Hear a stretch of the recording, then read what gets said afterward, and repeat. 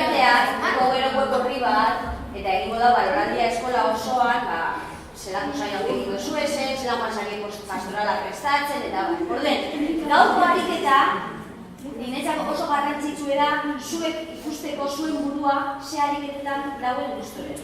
Bai, adibidez, orain egingo dugu dantza. Bale, orden, dantza egiten duzuenean, zuek pentsatu. Gustora nago dantza egiten duten bitartian? Edo, bueno, irate asko gustatzen.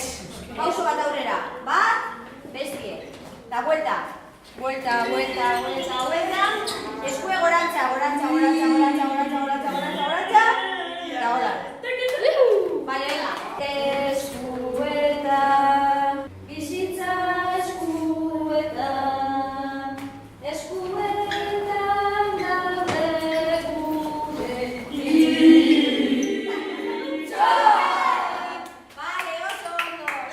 Gero egingo dugu margosten gustora nago edo ez. Horretarako da, esango da. Bueno, barik egingo du pastoraleko dekorazioa.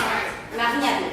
Baina, ariketa honetan konturatu da, igual margosterako momentuan ez dala oso eroso sentitu. Kontxo eta rekontxo, beti aldrebes. Kontxo eta rekontxo, ospastren.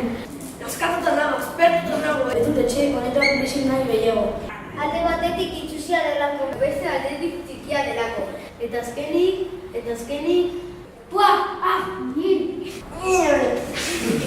Beti bizkar gainean dudalako. Kontxo eta rekontxo, beti aldrebes. Kontxo eta rekontxo, ospastren.